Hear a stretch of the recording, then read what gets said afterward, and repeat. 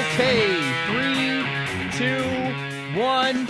Oh my goodness. Good morning, good afternoon. Whatever it is for you, I hope you're having a fantastic day. My name is Zach Schomler. This is Strong Opinion Sports. Oh, I'm pumped up, man. This is going to be my favorite episode in a long time.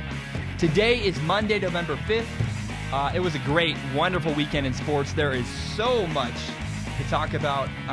Personally, I had a great weekend. I just awesome, had fun at football games. And this really is going to be one of my best shows I've done in a long time. I feel really good about it.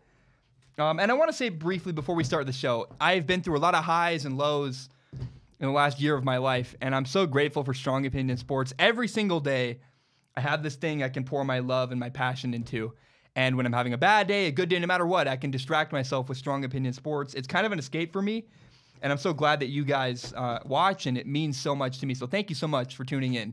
Again, today is Monday, November 5th, and I want to start with a story, like often I do. So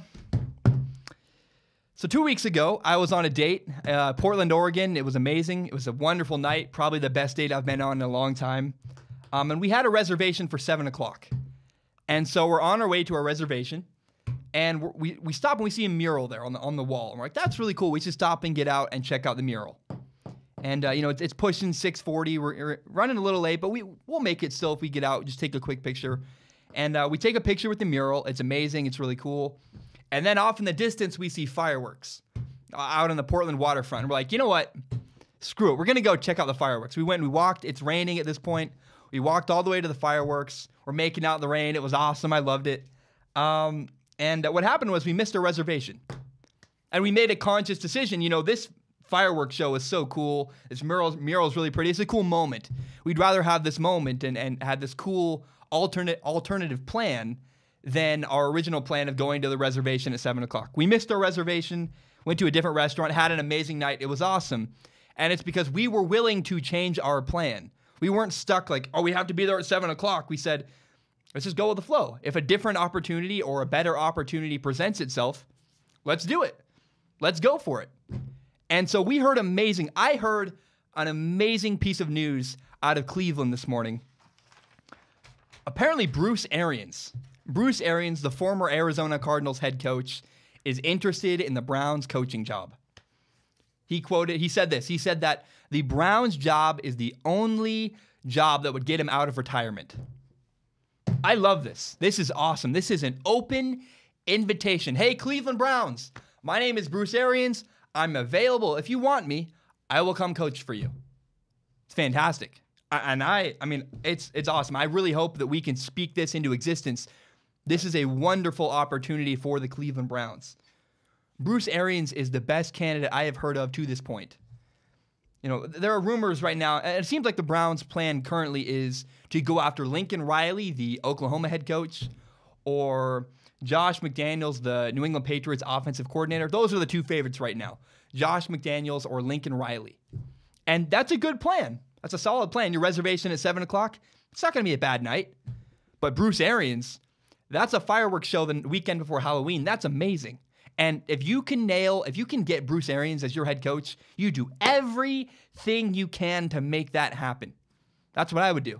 I love this. I understand the Browns might have a plan right now, but Bruce Arians is far, far better than Lincoln Riley or Josh McDaniels. Here's why. Lincoln Riley's young, he's fun, he understands offense, and sure, that's great. But Bruce Arians has been there before. And he's not just been there before. A lot of the other veteran coaches we're hearing thrown around are guys that they've had some meager success. They won a couple games, but they're really like an old defensive coordinator that he's had a head coaching job, but it doesn't mean he's going to be successful. Bruce Arians is not a retread of an old coach. He is a coach who has won at a high level in the NFL. He has turned around programs. He has won at a high level, and he's done it before. That's awesome. I like Lincoln Riley, but let's be honest. Lincoln Riley's never had experience turning around a franchise, turning around a program. Lincoln Riley was handed the keys, truthfully, to a really good Oklahoma program, said, hey, take it and run. If I was handed the keys to a Lamborghini, I can make that work for quite a while. I can drive the Lamborghini for miles. And that's what happened to Lincoln Riley. He was given a wonderful situation in Oklahoma, and he's done a great job with it, let's be honest. But Bruce Arians, on the other hand, has turned around bad programs. That's a different experience, and that's a different level of expertise that I would want if I was the Cleveland Browns. Even better than that is Bruce Arians is great with quarterbacks. Bruce Arians, the best years of Andrew Luck came because of Bruce Arians. If I'm the Browns, I'm doing everything I can to go get Bruce Arians. He scouted Baker Mayfield when he was the head coach of the Arizona Cardinals. Let me remind you, Bruce Arians is the guy who reinvigorated Carson Palmer's career. And he took the Arizona Cardinals to the NFC Championship. I don't know. If I could get Bruce Arians and I'm the Browns, he is the best coach available, and that is the guy I would go after and I would get. I mean, we remember injuries were kind of a problem with the Cardinals. That's why they ran down. But legitimately, I love Bruce Arians. He's one of my favorite coaches around, and he has nothing to lose. He's won before. He's retired. He's coming because he wants to be a part of Cleveland, and he wants to turn it around. There's no pressure. He doesn't care. And I think that's a strength of his. I would go after Bruce Arians. I think it's interesting. After firing the head coach, Hugh Jackson, the Browns are at 0-1. They lost to the Kansas City Chiefs, and that's not a surprise. You know, the Chiefs are a better team than the Browns. But right now, the Browns are struggling on offense. They're dropping way too many passes. They're having small issues that I think a guy like Bruce Arians could turn around. The Browns need an offensive coach, and Bruce Arians perfectly fits the bill. Again, I'm going to repeat the things that make him good for this job. He has experience. Been a head coach before. He's won at a high level before. He's turned around bad cultures before. And he's great with quarterbacks. Bruce Arians is a wonderful fit for Baker Mayfield's personality. And I really, truly, honestly believe the Cleveland Browns should do everything they can to make Bruce Arians their next head coach. All right, we have a great show today. I am so excited. That was not going to be my opening rant. I woke up this morning, I found out, and I was like, oh, wow, Bruce Arians. And I got immediately excited. I had to talk about it. The next part of this show is really the meat and potatoes of this podcast. It's going to be fantastic. But down the road, we are going to talk about John Harbaugh and Ohio State. Is he okay at Michigan? We're going to talk about the Pac-12 championship game. We're going to talk about USC. We're going to talk about the college football playoff and why I think the Pac-12 has no chance to make it. And a lot of good stuff ahead I'm going to talk about. But right now I want to talk about this. I'm going to make a statement that you guys might not like, but I think it's a very important statement to make. Take a deep breath first because I want to get my mind right for this. I don't know. I'm excited for this one. I've been writing papers, actually. Behind the scenes look, I write... I've been writing a paper in class about what makes a player the greatest of all time, kind of hosting the debate. And I've been able to listen and use all kinds of other sources, and it's kind of been my dream paper because it's the subject I know really well is sports, and I've been really, really lucky to have that. And I want to now focus on that title, the GOAT Conversation. So I want to make this statement. Winning championships, winning titles does not automatically make you the greatest of all time. It does not make you the GOAT. To have, Tom Brady has 5 championships and Michael Jordan has 6 rings. That's awesome. That's a weak argument. That's not enough. Here's why. The nature of team sport requires a team. It's not just a quarterback that wins a Super Bowl. It's a whole team of people. Again, Tom Brady's been to 5 Super Bowls. He's won 5, been to 8. That alone does not automatically make him the greatest quarterback of all time. Here's the best argument I can make against that. Do you know who Jake Coker is? I want to ask you, why wasn't Jake Coker a number 1 pick? Jake Coker is a former Alabama quarterback who won a national championship. And if winning championships equates to being great, means you're the best, then according to that logic, Jake Coker would have been a number 1 overall pick. If winning rings makes you great, he would have been, but he wasn't. And Jake Coker actually went undrafted, signed to the Cardinals, bailed out, was not a good NFL quarterback. He works in like tech industry or something now. He's not involved with football. If winning national championships, if winning titles makes you great, then Trent Dilfer's a great quarterback. Then Trent Dilfer's a better quarterback than Dan Marino. And Tim Tebow, Jake Coker, Joe Flacco, they are all-time elite great quarterbacks. My point is this: winning championships is not a good enough argument. We're in a rare situation right now in college football. This might never happen again, where arguably the best quarterback in college football, Tua Tagovailoa, also plays for the best team in college football. And so he's going to win, I think, multiple national championships. But when Tua Tagovailoa becomes a number 1 overall pick, it will not be because of his championships. It will be because he's a great football player who makes good reads and does a lot of stuff at an NFL level. Again, I repeat, championships does not equate to greatness. It doesn't mean you're a bum. Jake Coker dominated in college football. I'm happy for him. But he was not the best quarterback in college at that time. He played on the best team. There's an article by Hunter Van Asten. He's got a great quote. He says that Super Bowls are not a quarterback stat. Couldn't agree more. Now, full disclosure, I believe Tom Brady is the greatest quarterback of all time. But my argument does not only rely on his championships. There's more to Tom Brady. Tom Brady has heaps of records. His longevity, he's 41 years old, still dominating at a high level. He's won more with weaker teams. He's done more with less, had bad teammates, still won tremendously. But to say that someone is great simply because of their championships, the reason Michael Jordan is the GOAT is because of his 6 rings. Not enough to me. There's a lot more layers you need to explore than just 5 championships, therefore automatically Tom Brady's the greatest. Football, basketball, all of them, they're team sports. You need great coaching. You need a lot of help. You need good wide receivers. You need good teammates. So I repeat this. To say that someone is the greatest of all time because of their championships is a weak argument. There's a lot more depth you need to say. And again, leaning on championships to make an argument that someone is the GOAT is not the right way to go. I want to continue this train of thought. So on Sunday,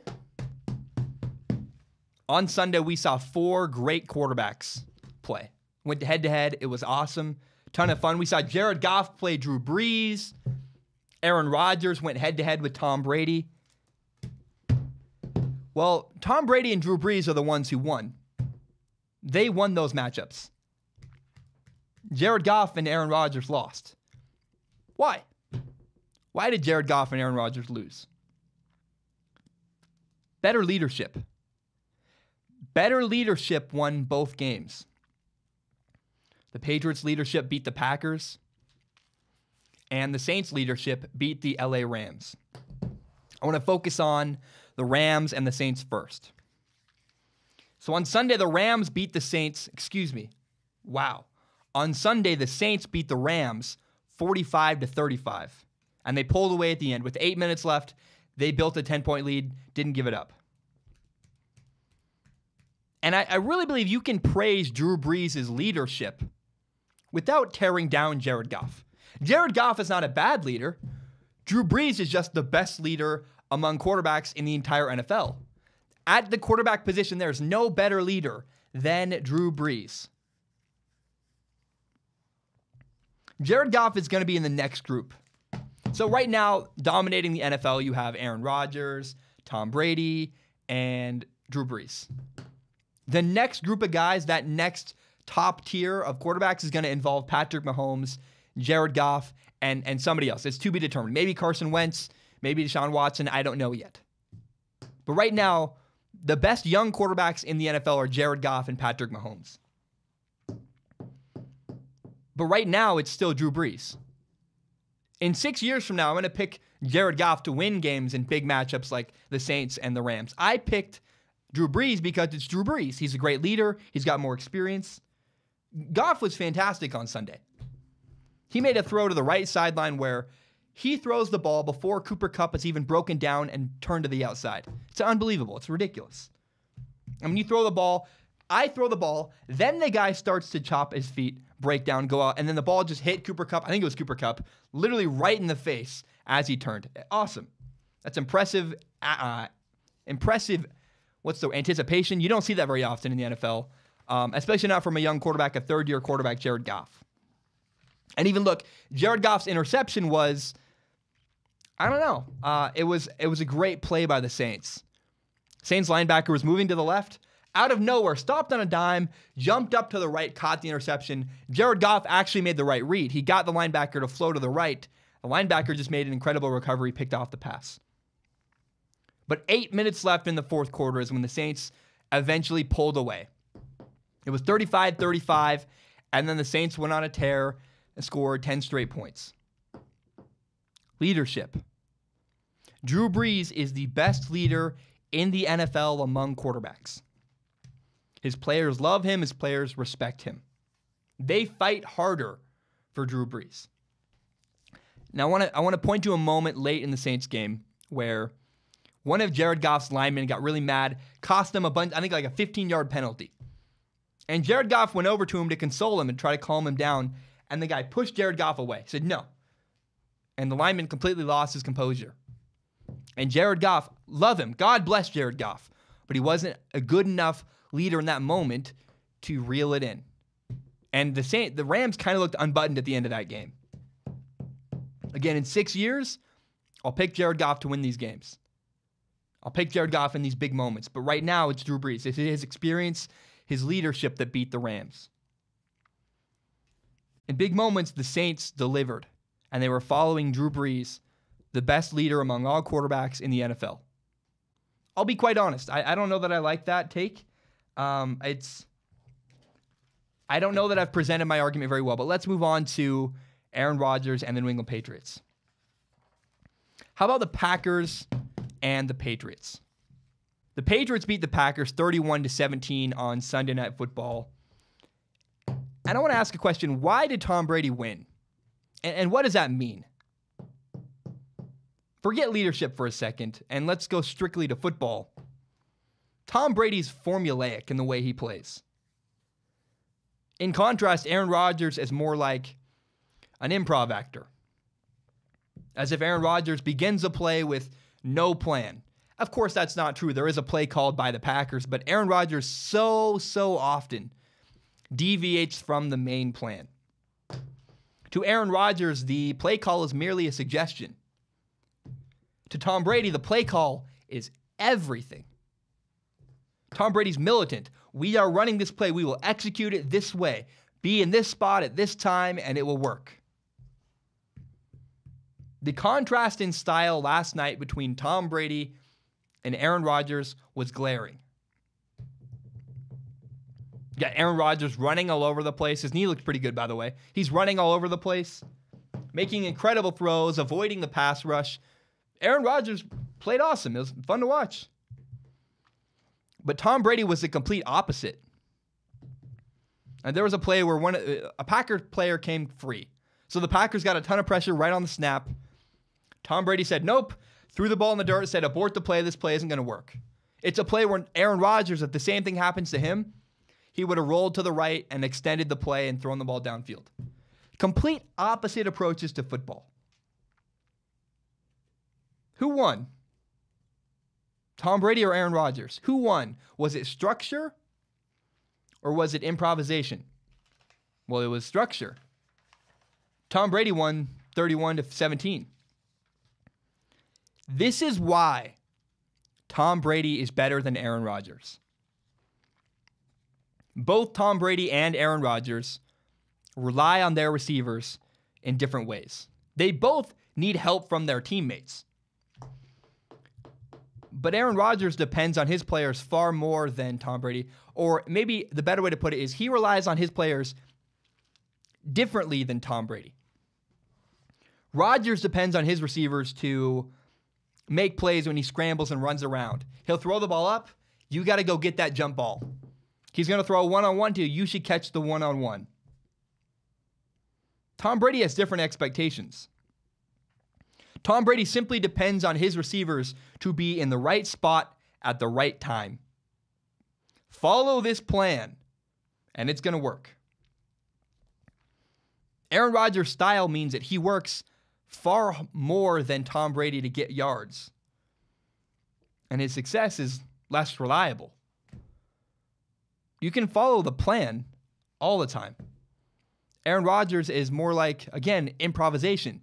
Sometimes it doesn't work. And often there are times where Aaron Rodgers runs around, he relies on a guy to catch a jump ball, or he has to make an incredible, crazy, tough throw, and he misses. There were multiple times last night against the Patriots where Aaron Rodgers just missed by like 4 inches. And because of the way Aaron Rodgers plays, 4 inches, that's a lot. You can't have that. Because the margin for error for Aaron Rodgers is far, far lower than Tom Brady. Tom Brady does not rely on improvisation. Tom Brady has an ability to dissect teams with his play calling. And often people say that that's a weakness of his. People say, Tom Brady is a system quarterback. It's not a weakness.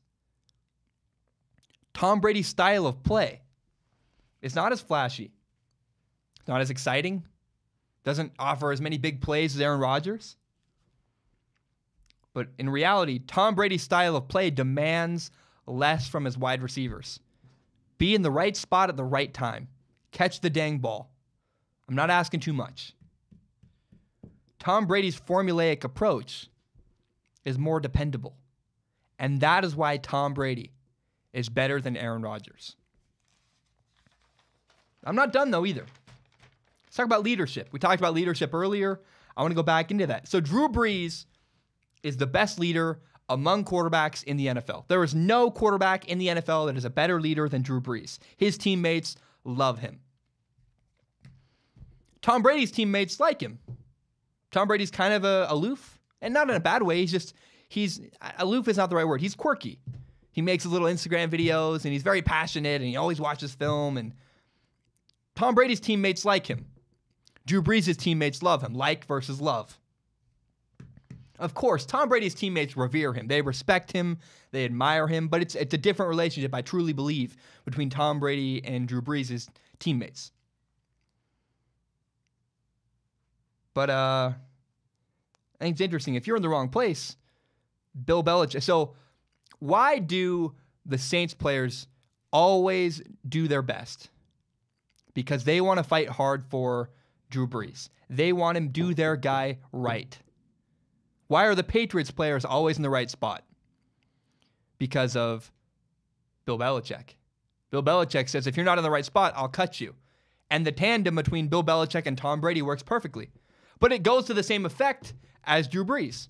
Whether it's motivated by love or fear of losing your job, it's the same thing. Now, Aaron Rodgers, the quarterback of the Green Bay Packers, does not have that effect on players. Watch Aaron Rodgers when one of his teammates screw up. He's like, I can't believe I have to deal with these idiots. That is how Aaron Rodgers comes across. What is the motivation to do the right thing if you're a Green Bay Packer?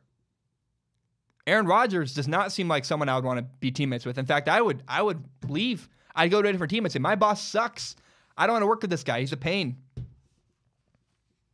The way Aaron Rodgers reacts on the sideline when people, or in the game, he'll make a throw, guy won't catch it.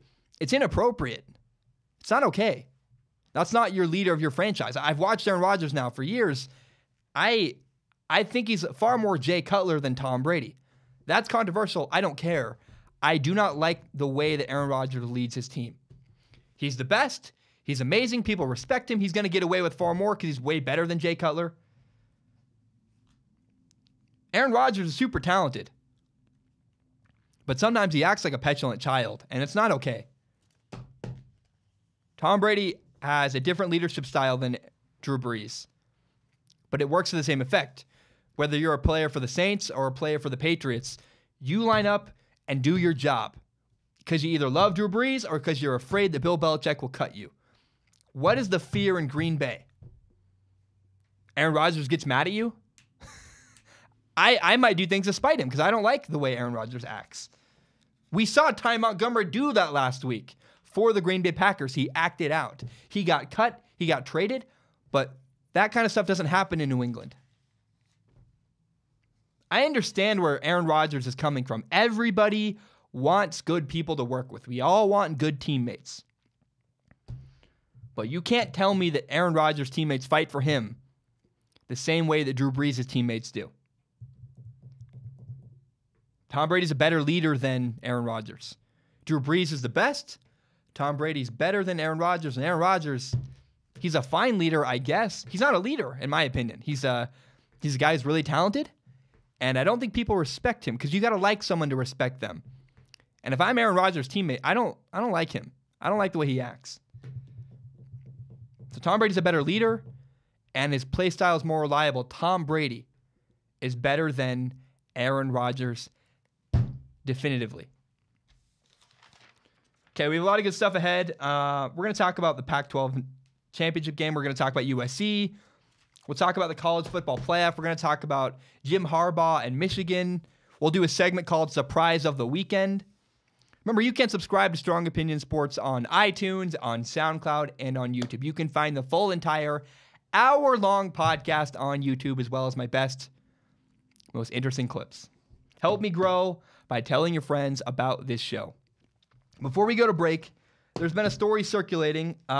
It's that the Raiders apparently would give Jamarcus Russell, their former quarterback, blank game film. They didn't believe he was watching film, and so they'd say, here, take this home and watch it. And he'd come back and say, oh, it's really good. I loved it. And they didn't tell him this, but there's nothing on it. He clearly just is lying and didn't watch anything. So this story's been coming back around. I thought this was all public knowledge because this is not new information. It was on a documentary about Jamarcus Russell like 5 years ago. But for whatever reason, people are acting like this is breaking news. I thought it was worth talking about, but I already knew this. I thought a lot of people already knew this. But regardless, it is making the rounds. I thought it was interesting. I thought it was funny. And man, Jamarcus Russell, just a guy that did not get it. All right, I'm going to take a short break. When I return, again, we'll talk about surprise of the weekend. We'll get into Jim Harbaugh. We'll talk about Monday Night Football. Good stuff ahead. Remember, again, subscribe, iTunes, whatever. My name is Zach Schaumler. I will be right back. All right, we are back. My name is Zach Schaumler. This is Strong Opinion Sports. On Monday Night Football tonight, the Dallas Cowboys play the Tennessee Titans. Play them in Dallas. There's only one story I care about, to be quite honest, and it is Amari Cooper. How does Amari Cooper impact the Dallas Cowboys offense? How does he help Ezekiel Elliott? And how does he impact Dak Prescott? We'll find out. I'm really excited to watch. I made a video this morning about it. I'm not going to dive in too deep. This will not be a breakout because I put out a breakout from Friday's podcast about this. But I wanted to say, in case you didn't hear that, that is what you should watch for on Monday Night Football tonight, which is how does Amari Cooper impact the Cowboys offense? I want to now shift your attention to the surprise of the weekend. I do this every week. I talk about, a bunch of stuff happens in the weekend and what shocked me, what was surprising and crazy to me. This is the surprise of the weekend, if you ask me. This weekend, unranked Missouri not only beat number 11 Florida, they won 38-17, and they were up 35-10 midway through the third quarter. I was surprised that Missouri so thoroughly dominated the University of Florida. Missouri's quarterback, Drew Lock, was pretty good. He was 24 for 32 passing at 250 yards, 3 touchdowns, no interceptions. He had a good day. But the biggest surprise to me was that Missouri ran for 221 yards against Florida. I could not have seen that coming. Demarie Crockett, I hope I pronounced that name right, he ran for 114 yards. Larry Roundtree ran for 72 yards. If you told me that Missouri would run for more yards against Florida than Georgia did, I don't think I would have believed you a couple weeks ago. It's good for them. I don't know what happened, but that is what happened indeed, is that Missouri ran for more yards against Florida than Georgia did. Wow. Surprising to me. This is a big win for Drew Lock. I'm really happy for him. He's a future NFL quarterback. He's got his team now to 5-4. It looks like Missouri's going to be bowl eligible. He's got to win one more game. And look, I honestly believe, I watched a lot of this game, Drew Lock is going to be much better with NFL coaching. Drew Lock right now, I've been kind of unimpressed with Drew Lock.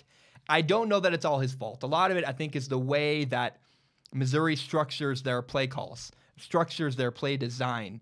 A lot of the time, I think it looks like Drew Lock they're saying pick a side, right or left, and he looks to the left and works from the left to the middle and throws the ball. He rarely works all the way across from the left to the right. I think it's because a lot of the time they're not asking him to do that. And so, I don't know. I think honestly that Drew Lock is going to be better if he goes to the Giants or the Broncos and gets a better quarterback coach who can help him develop. Now, again, I want to just repeat, I just was so surprised that Missouri thoroughly dominated and crushed Florida. That was my surprise of the weekend.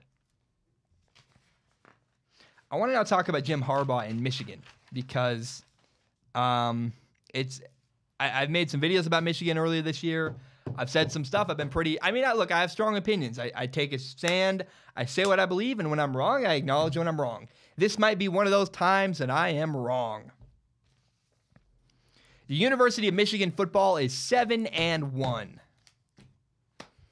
according to the top AP poll, they are top and whatever. I kind of be quite honest. I really struggle to understand rankings anymore because you got AP, you have a USA Today. There's like 7 rankings. There's also the college football playoff thing. I can't keep track. But right now, according to the AP poll, Michigan is the number 4 team in the nation. And I made a video earlier this year talking about Jim Harbaugh. It's called Jim Harbaugh Will Be Fired. And the point of the video was that eventually Michigan is going to get annoyed with Jim Harbaugh and say, we want more from you. Because every year, Jim Harbaugh, the premise of this video was Jim Harbaugh every year wins 10 games. Jim Harbaugh is a great coach, does wonderful stuff. If I was a Michigan fan, 10 games, plenty for me. I would be happy. The problem is that Urban Meyer, Ohio State's head coach, every year wins 11 games. And so Michigan fans, my theory was at some point they're going to get tired of Jim Harbaugh being outshined by Urban Meyer. Personally, again, I think Michigan fans can be a little bit ungrateful. 10 wins a year for me, I'm good. Jim Harbaugh, you're there for life. You're good. But Michigan fans, not always enough for them. But as of today, as of right now, Michigan is 7-1. They are the number 4 team in the nation. Oh, and Ohio State, that other team, they're also 7-1, but they're the number 8 team in the nation. And what this means is that we are gearing up, and there is a huge opportunity coming ahead for Jim Harbaugh. On November 24th, Michigan plays Ohio State at Ohio State in Columbus, Ohio. This is the game I am looking forward to more than any other football game the rest of the year between now and the Super Bowl. I cannot wait. I cannot wait to watch Michigan, Ohio State. I don't know why I got so excited. I just am, I'm a fan of football. I love good football. I really, really hope that both Michigan and Ohio State are still one-loss teams by November 24th because that will be the best game of the year, in my opinion. I can't wait to watch. It's a great matchup. I don't know who's going to win. Like LSU, Alabama, that's a legendary matchup, but we all knew Alabama was going to win that game. Michigan, Ohio State, in Columbus, Ohio, no idea. It's a coin toss, probably leaning, I hope Michigan, probably leaning Ohio State because it's a home game for them. But this is a big, big chance for Jim Harbaugh to prove he's a better coach or on the same level of coach as Urban Meyer. If Jim Harbaugh can beat Urban Meyer at Ohio State, that will be a big, big moment for Michigan football. And you will probably not again hear people go, we're tired of Jim Harbaugh. He never wins big games. Because that's always what people say. And personally, it irritates me. 10 wins is enough for me. I think Jim Harbaugh should be set for life. But Michigan fans are a greedy bunch. And he really needs to win this game on November 24th against Ohio State. It's a big opportunity. The stage is being set. And I cannot wait to see if Jim Harbaugh can prove himself against Urban Meyer and Ohio State later this year. I want to now revisit something I've said earlier this year. How do I put it? I guess this way. Great defense in the NFL doesn't matter. I'll repeat it again. Having a great defense in the NFL does not matter right now. In 2018, NFL football, it's week 10, doesn't matter anymore. Having a great defense, kind of pointless. I first noticed this when the New England Patriots carved up the Chicago Bears a couple weeks ago. All offseason I heard there are 3 legendary defenses in the NFL. You have the Chicago Bears, the Jacksonville Jaguars, and the Denver Broncos. Well, the New England Patriots put up 38 points on the Chicago Bears. Carved them up like butter. Tom Brady had 277 yards, 3 touchdowns, no problem. 38 points on the Bears. And then you look at, how are the Jacksonville Jaguars doing? Oh, the Jaguars are 3rd and 5. They don't even lead their division. How's that great defense working out? Or the Broncos with their amazing defense. The Broncos are 3 and 6. The problem is they don't have a quarterback. At least the Bears have a winning record. The Bears are 5 and 3. That's better than everybody else with a great defense, supposedly. But the reason why the Bears are so good is because of their quarterback, Mitch Trubisky. My point is this. Defense is no longer as important as it once was. Quarterbacks win games. I mean, the Bears' legendary great defense gave up 31 points to Brock Osweiler. The NFL has changed. Offense is a new defense. I remember when Chip Kelly went to Oregon for the first time, that was his philosophy. We said, we're going to score 70 points, and it doesn't matter how well we play on defense because you can't score 70. Quarterbacks win games. Having an average quarterback and a great defense no longer works in the NFL. The Denver Broncos have a great defense, supposedly. Supposedly? I don't know. But Case Keenum, their quarterback, doesn't cut it. He's not good enough. And therefore, the Broncos, 3 and 6, they're not going to make the playoffs because of their quarterback, who's not good enough. Their defense can't carry a team. In fact, I don't think any defense in the NFL can carry a team with an average quarterback. The NFL is no longer the way it once was. Look at the NFL. The top 4 teams in the NFL are the Saints, the Rams, the Chiefs, and the Patriots. What do they all have in common? They have an elite offense led by an elite quarterback. Oh, and that Jaguars defense gave up 30 points to the Chiefs, 40 points to the Cowboys. Dak Prescott put up 40 points on the Jaguars.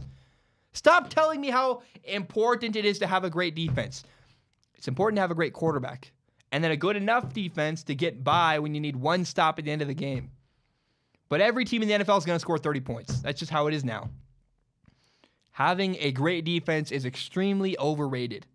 You want to win in the NFL, you get a great quarterback, you get a great offensive coach, and you have an elite level offense. Point to me the great defense that wins their division this year, and I'll shut up. And maybe the Bears do. But if the Bears do, it will be because they have a good quarterback and they have an offensive-minded head coach. I'm not saying it hurts to have a great defense. I'm not saying it's bad at all. But the formula to winning now requires a great quarterback. The Broncos, the Jaguars, they don't have one, and that is why the Jaguars aren't winning.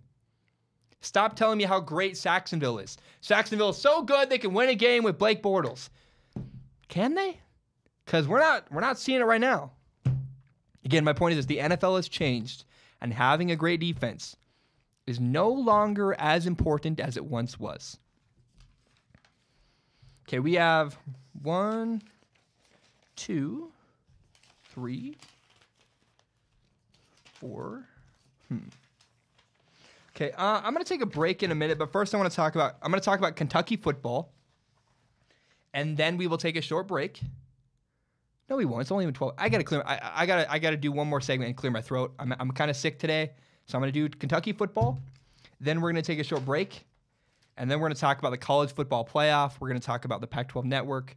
We're gonna talk about targeting, helmeting stuff, and it's gonna be very good. So in the meantime, I want to talk about Kentucky football. So on Saturday, the University of Kentucky lost to Georgia, 34-17. And Kentucky is now 7-2. And they dropped one spot in the rankings and went from 11th to 12th. And I just wanted to be very, very clear. Kentucky has nothing to hang their heads at. Kentucky should be absolutely proud of their season. Kentucky's 7-2 right now. They have 3 games left. They play Tennessee, Middle Tennessee, and Louisville. 3 extremely winnable games. In fact, the Kentucky Wildcats could have a 10-win season. And that would be awesome for them.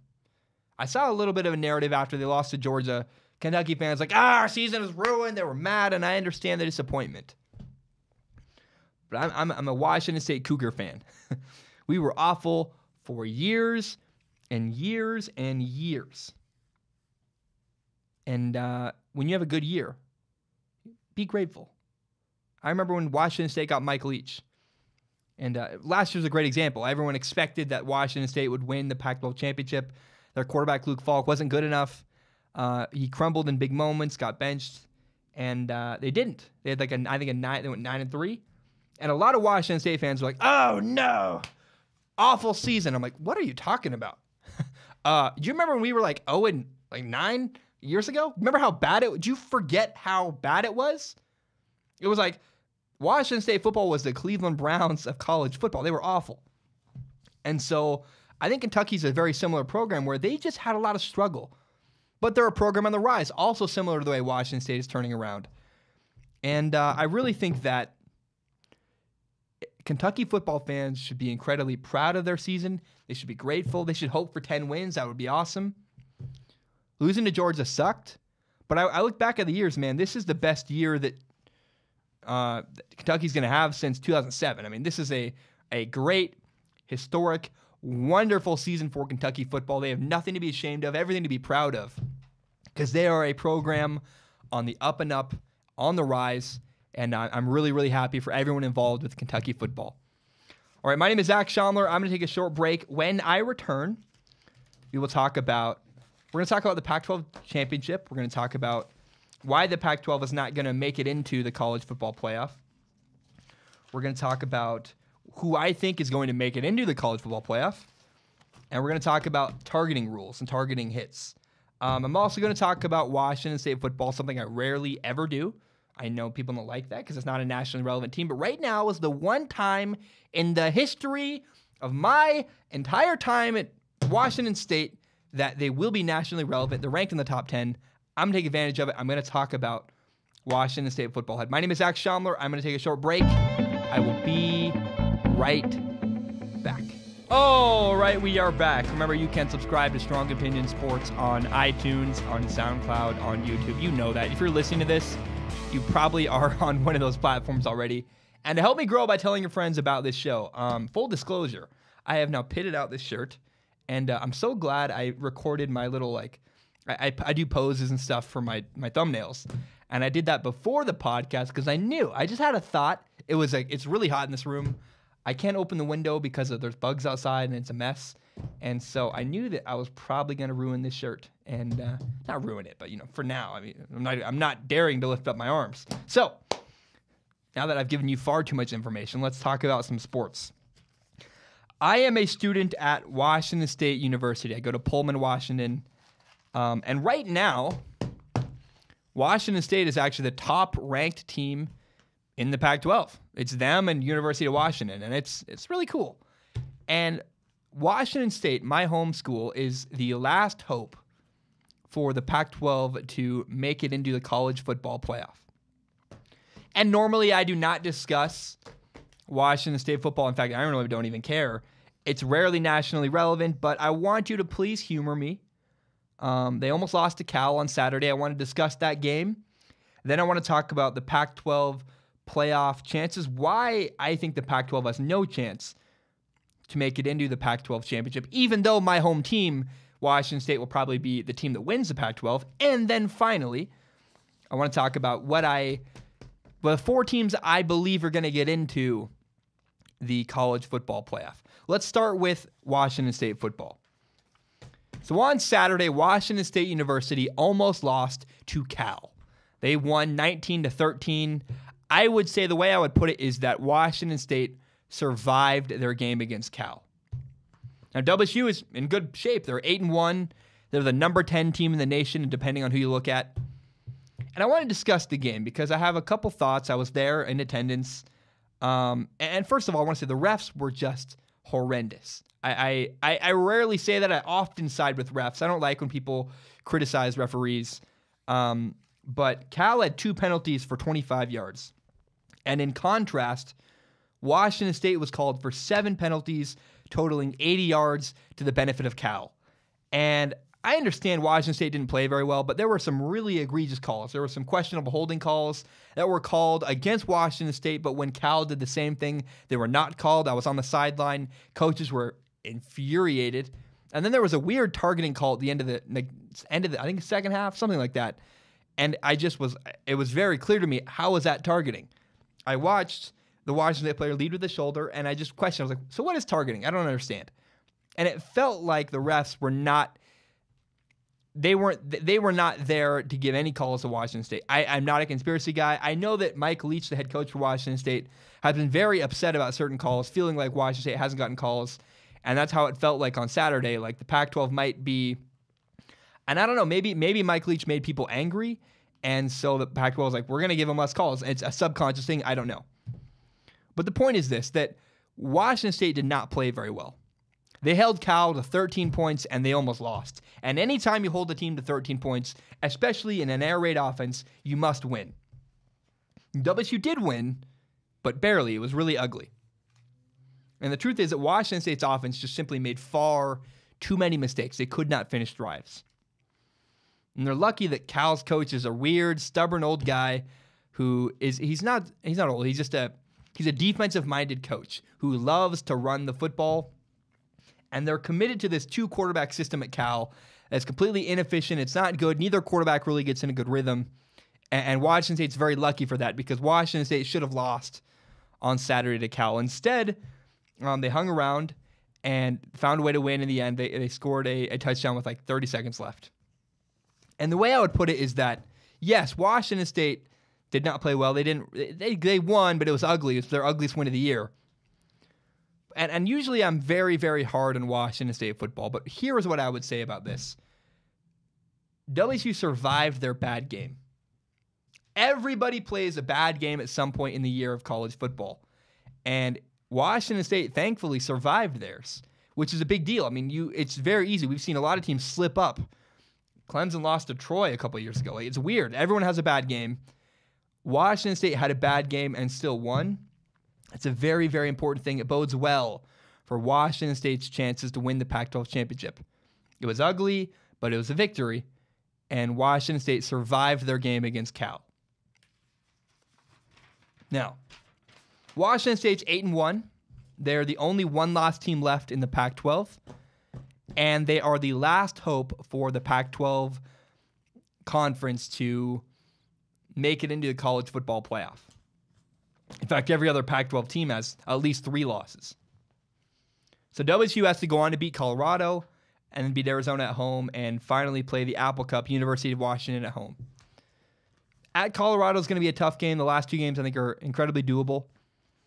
I think it's very likely that Washington State plays USC in the Pac-12 championship game.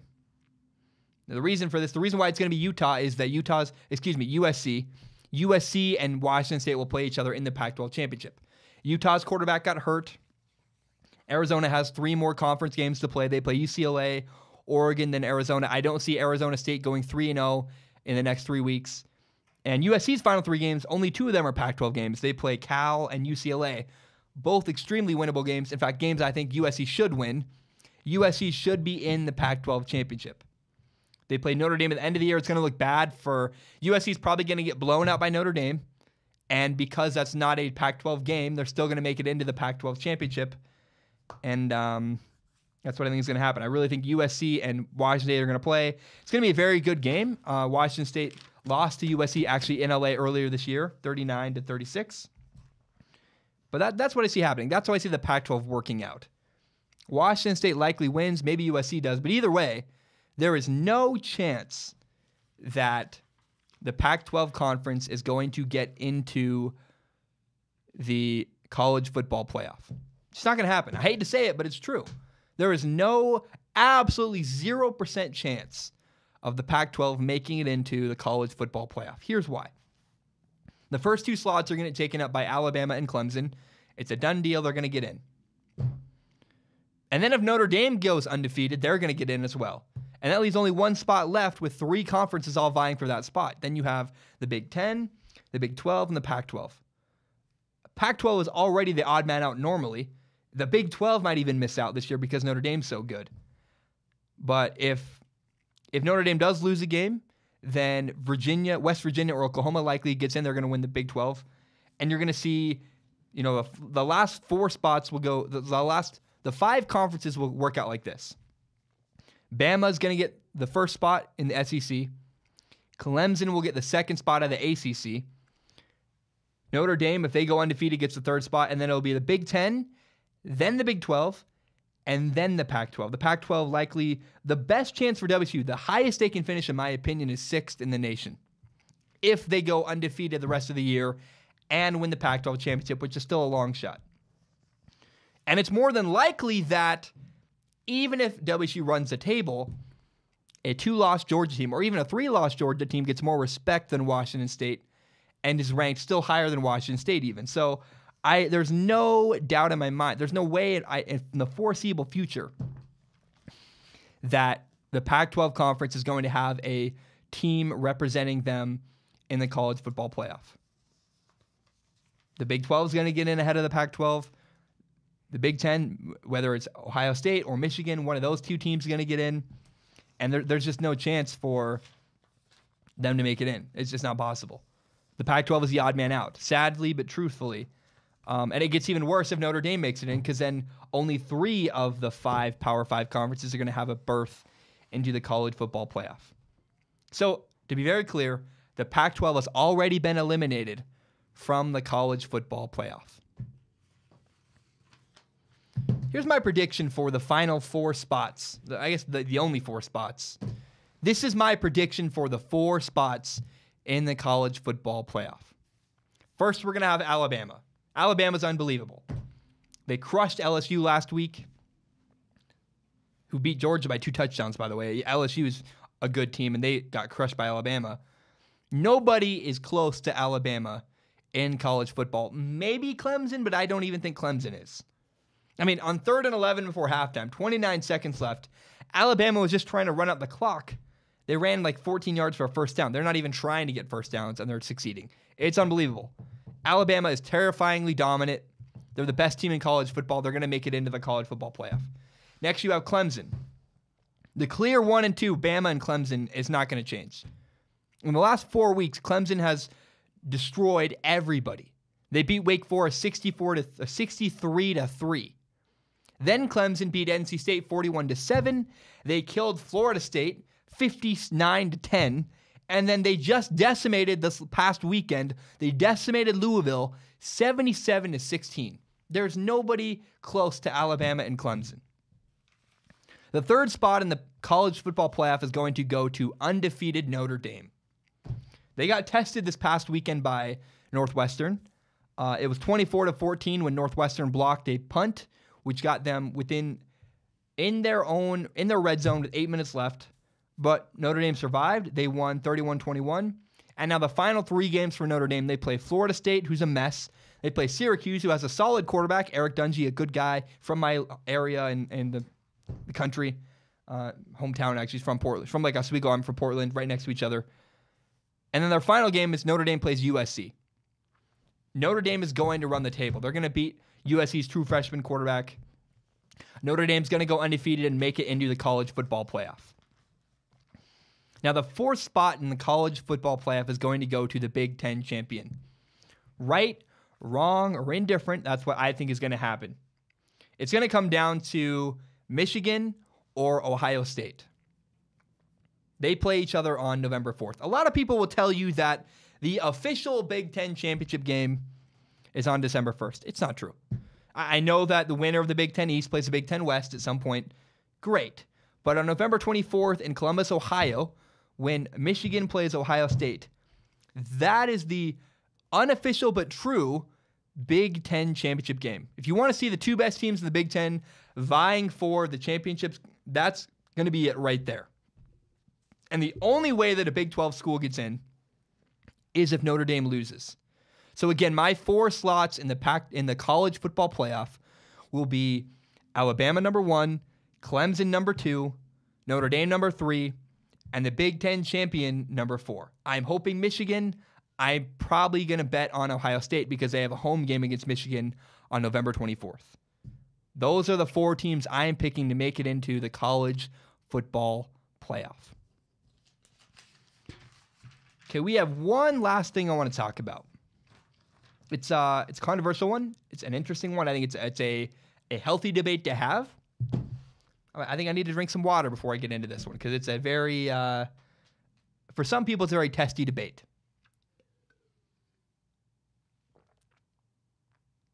Dude, I have a throat infection right now. And no matter what I do, I have just like a glob sitting in my throat that hurts. And it's like mucus, and I can't. It's so painful, and it stinks. I want to talk now about targeting calls in college football. I was at the game on Saturday. It was between Washington State and Cal. And there was, in my opinion, a really stupid, unfair targeting call that was made. Washington State, the player hit a Cal guy with his shoulder. They reviewed it, and what was interesting is they reviewed the play and still called it targeting. I thought it was a total miscall. And recently, similar things have happened all over college football. We saw at an LSU game recently, what appeared to be a really bad targeting call was made. And I understand the frustration. I was victim of it this weekend. My team lost a player, and it seemed unfair. However, I want to say that this is my perspective on the new targeting rules in really all of football, because it's not just college football, it's not just the NFL. The culture in all of football is changing. It's trending safer than it once was. Football is not 100% safe, and it never will be. It's not possible in a full contact sport. But football is making progress. I really see a lot of, I think, beneficial changes happening in football. And even better, the perception of football is changing. People I know that are my age go, oh, they're really attempting to make football safer. Maybe my kids actually can play football. Because that's the fear, is that football gets shut down because too many people are having head injuries and no one decides to ever play. Now, I've been watching this new targeting rule. It seems really ambiguous and inefficient. And it appears that the new targeting rules in all of football, NFL, college, the appearance is that it's better safe than sorry. If it's close, it's a penalty. If it looks like it might be targeting, pull the trigger. It is. We're going to change the culture of football. And I really, really believe that's good for the future of the sport, for the longevity of the football, the NFL, college, regardless. I think it's good for football. Football is the butt of many, many jokes about head injuries. And at some point, your team is going to be victim of a bad targeting call. First, I want to say this. The perception of football is pretty low in America. It's just not great. You have a lot of comedians making jokes. Oh, that guy's really dumb. He must have played football. It's not good. But slowly but surely, I do believe the culture in America and perception of football is changing because of these rules. Give it 20 years, I think it's going to be much healthier climate towards head injuries, and we're going to be a lot safer than it was before. Now, I want to say this. At some point, your team is going to be a victim of an unfair targeting call. My team was on Saturday. Washington State, we had a player I thought unfairly ejected. But that's the trade-off. That's what happens. If you want things to be safer, if you want perception to change, you got to be willing to put up with some negative. The issue of targeting, especially in college football, the way those rules work, it's never going to be perfectly solved. But it's better safe than sorry. It's better than it could be. Honestly, I really do not understand the helmet-to-helmet rules at all. In the NFL, the targeting rule in college football, none of it makes sense to me. I don't understand. Seems all over the place. Sometimes guys hit with their shoulder. It's called as helmet-to-helmet. I go, how is that helmet-to-helmet? I don't understand. But if that's the price of safety and the price of better public perception, I can accept that. I can accept some miscalls. I can accept some unfairness, some ambiguity of the rules. I would rather them be overly cautious than not cautious enough. Does that make sense? I just think it's better safe than sorry. I love football. It's my favorite sport in the world. It's my favorite thing in the world. There's nothing I love in the world more than the sport of football. And that's why I want football to still be around. When I'm a 60-year-old man, I want to sit down on my couch and still watch the Packers play the Vikings, because that's what I love to do. And if that means changing the rules about helmets and targeting, all that stuff, if that's what it takes, I'm down, because I don't want to lose the sport I love. I really believe that better safe than sorry attitude, that maybe it's overly cautious, I don't know, but I'm okay with it. If there's some unfair ejections, if there's some unfair penalties, I can live with it if it means that 50 years from now, I can still watch football on my couch.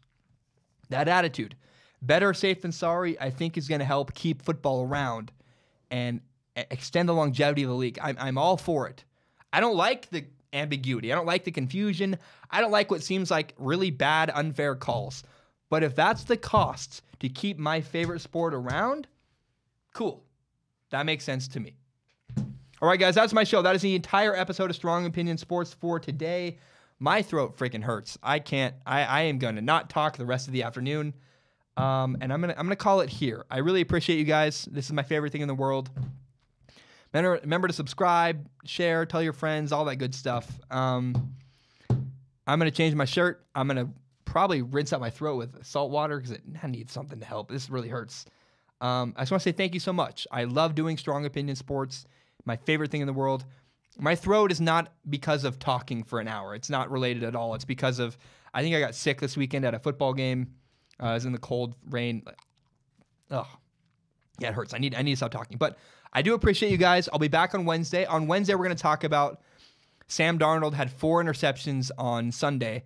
I'm going to dive into it. I'm going to really watch the film and see what happened. We're going to talk about JT Daniels, the USC quarterback.